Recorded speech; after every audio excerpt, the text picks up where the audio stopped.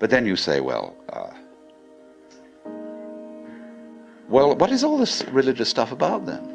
Why don't we just forget it and try?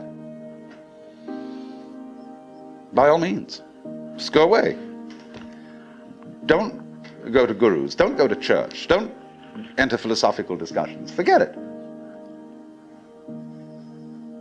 But then you'll realize that by having consented to forget it, you're still seeking. What a trap. What can you do? You see, if you stay here and listen to me or to anyone else who comes around here, you're fooling yourself. But if you go away, you're fooling yourself too. Because you still think that's going to improve your situation. It won't. And therefore, when you discover that it doesn't, you'll think, well, maybe it was a mistake to go away, and you come back to the guru. And he looks at you and says, you are very undisciplined, very inferior student. And you need to apply yourself. Well, as I explained what he's doing. But it comes down in a way to a sort of contest with the guru. You see? Will you call his bluff? You're afraid to.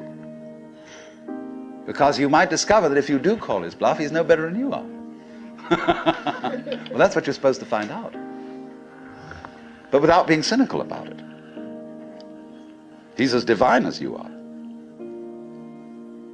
But you've got to call the bluff. There's going to be a showdown. And it's a double bind. The whole situation's a double bind.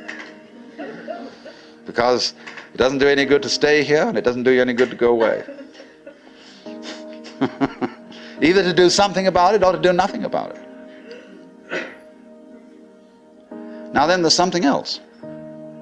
When you understand that, and when you realize that there's nothing to realize, because it's all here, then what are you going to do? Well, of course, this is the sense of the Zen poem: supernatural activity and marvelous power, drawing water, carrying fuel. You know? Do whatever one does as a human being. But there's a little element of Philistinism in that. It's like when a child is pestering father or mother with all sorts of questions. They finally get down to the deepest metaphysical problems. They say, oh, shut up and eat your donut. And I wouldn't say that, you see, at this point. Because life, as one looks at it, you see, is in fact a celebration of itself. When you look out at night at the stars and you really wonder, good God, what is all that about? Well, it's a firework display. And it's celebrating High Holy Day. It's whoopee. And the whole world is whoopee. It's a kind of exuberance. And therefore the proper function of religion is digging this. It's not seeking. It's not seeking anything, but is, in a way, thanksgiving. That's why, of course, the Christians were right in calling the Mass the Eucharist, the Thanksgiving. Only they had such a complicated way of thinking about it that nobody could understand it. So in religion, all religious exercises, whether they are meditative or whether they are ritualistic, are whoopee. They are not something you do in order to attain anything. They are like art forms, like dancing. They are expressive of attainment, of the attainless attainment. So here's another hang-up for you. When you go to Mr. Suzuki, who runs the Zen Center, he's a good disciple of Dogen, who brought Zen, a certain school of Zen to Japan in the 13th century. Dogen said, you can't sit and meditate unless you're already a Buddha. In which case, why meditate? Well, meditation is just the way a Buddha sits. And he called this sitting just to sit, not to attain enlightenment. Because the minute you do that, you see, you're not meditating.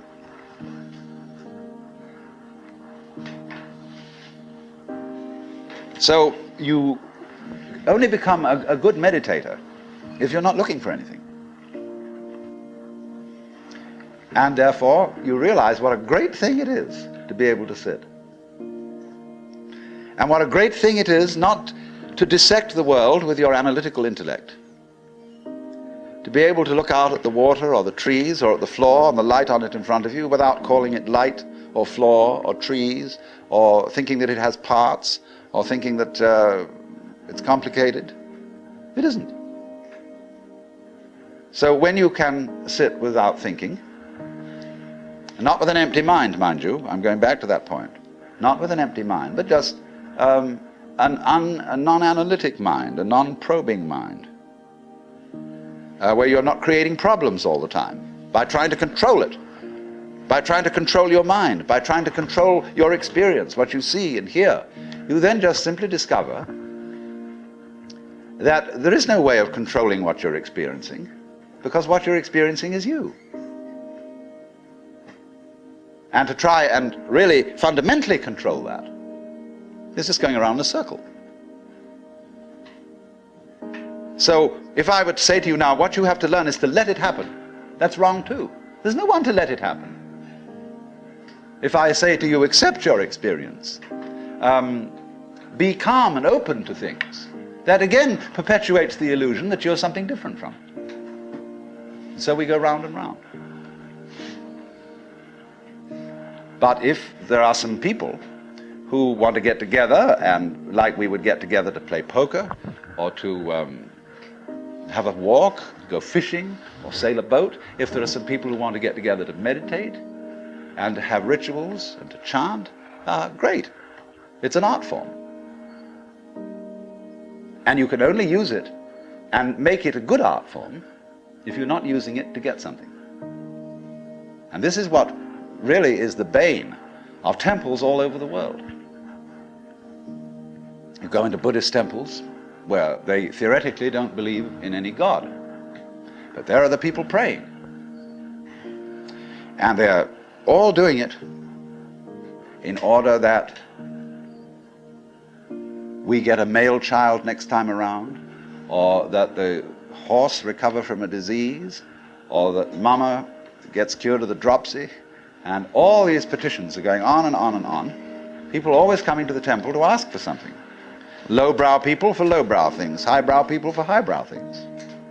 And there all the vendors sit outside and sell souvenirs and magic and charms, and all the people go in and do this.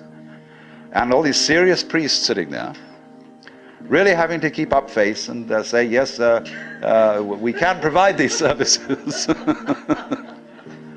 On the other hand, if you go in to one of these temples, along with all the faithful followers, and have a ball, buy a bead, buy a candle, buy a this, buy that, buy some incense, go in and dig this great thing going on, salute the Buddhas or the altars or the crucifixes or what you will, but don't take it seriously. And this is one of the great important transformations of today in our consciousness,